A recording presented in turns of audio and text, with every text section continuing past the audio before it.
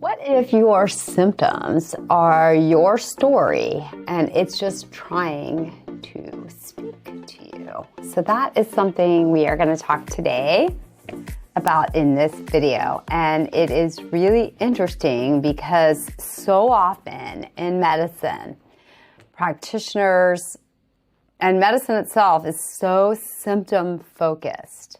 So it has me, and it's had me my whole career questioning, why are we treating the symptom? Where is it coming from? And when you really dive into trauma, understanding that trauma gets stored in your body, especially in systems like our fascia, is really eye-opening. So it turns out that each region of your body has a different type of emotional storage.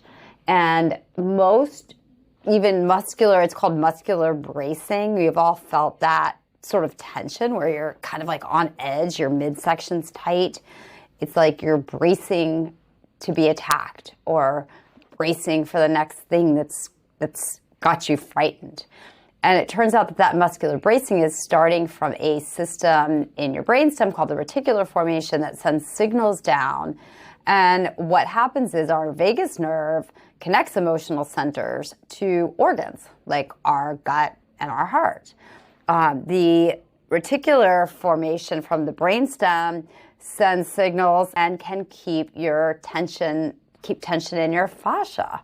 So the fascia runs throughout and it surrounds all of our organs. And if we are holding tension there, we can have a lot of physical symptoms. So remember, if you're having problems with your gut, and I hear this all the time, I've done everything for my gut. I've taken the right probiotic. I've done a lot of dietary shifts. I've healed my leaky gut. I did gut testing. I ordered my gut zoomer. I did my biome.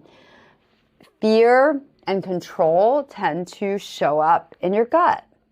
So if you're fearful, if you are really scared of not being in control of things, gut work you're doing may not do anything.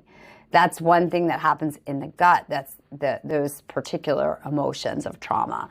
In your hips, when you are suppressing things, in your jaw, it can be anger. So there are ways to map this out, somatic mapping, where you can decode your pain patterns, where you feel uncomfortable, what system is bothering you, what emotion it may be. And that can sometimes give us a lot of insight because many of these emotions are subconscious. And so I'll see people again all the time who they may come in, tell me their full history, and it's not till, I swear to you, when we are done with the appointment, and I'll have one other question and it'll be like, oh, by the way, my mom committed suicide when I was 12, or something horrible like that. Or, oh yeah, it was not a big deal, but I had to care for my handicapped brother. Or, yeah, I've been through a lot of work on this already, but I had a patient tell me this once, but I was on vacation when I was in my 20s in Mexico, and I got taken, grabbed and held at gunpoint. So many of you guys that are watching this have not had crazy stories like that. But even just the people-pleasing accommodator energy, the trying to not be a distraction type of energy because you were dealing with your regulating your parents' emotional energy, that stuff stays and hangs out in our tissues. And what we need is things like movement, breath, and this is where I like dance and exercise and yoga. You can access some of these stuck things if we don't ever move. For example, our hips sometimes are hard to get to. Another area that goes deep, and this brings up how you can even release trauma without reliving it. So very often we think that we need to relive our traumas in therapy. I work with a lot of pelvic floor therapists. And I've gone for pelvic floor therapy myself. And when you look at the pelvic floor, it's a complex, in females and men, a very complex set of muscles, right, that go into a sensitive area. And what happens is if you get a really good therapist, they can go in vaginally or go in rectally in women and men, or just underneath the genitals in men in that perineal space. and potentially do some release of the fascia, of trigger points. And the trauma can come out and you don't even have to relive it. You may suddenly start crying in the appointment. It may hurt, it may feel uncomfortable, but not anything that you can't handle. So look into, especially if you're having, like for me, I was having lower back pain, pelvic pain, lower back pain, persistent hip pain. You may want to check it out, because even if you haven't had significant sexual trauma, most people hold on to some type of emotion in that area. And the release can give you relief without you having to relive it. So it's pretty powerful. When you understand the polyvagal theory, that will give you some more ideas about how trauma gets stuck and frozen in your body. And the good thing is there are answers for all this. So like I said, the physical therapy, movement, breath work, grounding, some rhythmic work, like where you're doing rhythmic breath or rhythmic dancing, just movement, that will constantly help things to move through you. And it is about releasing. You don't have to reactivate things. Just work on releasing gradually whatever amount your body's ready to release. Ask your body, check back in. Because remember, we hear the body keeps the score, but it also has the answers. So if the body is smart enough to hold on to this stuff for whatever reason, it's going to be able to release it.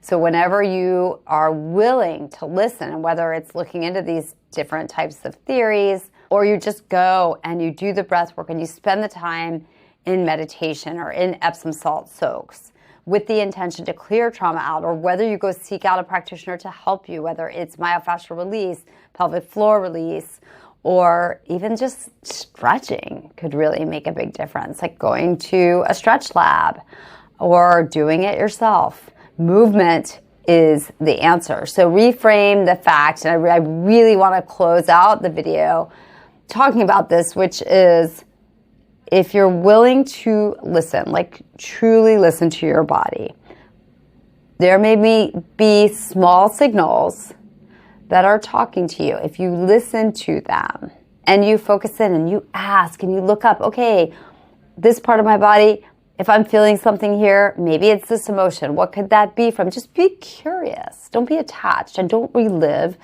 Acknowledge and release. And find your own way to release. I like everything from Epsom salt soaks to my feet in the earth to dance, to movement like Tai Chi or yoga. Sweating in the sauna can help release some of this stuff. So there's limitless ways that you can release trauma. And if you set that intent that that's what you're going to do, you're going to have much better results. So I hope that helps. The body wants to be heard. View your body as its own conscious entity and listen to it. Don't fight it. Don't be mad at it. Be its partner. Be its best friend. Thank it. Have gratitude for everything it does for you every single day. And then listen and figure out how you can start healing and releasing whatever needs to go today.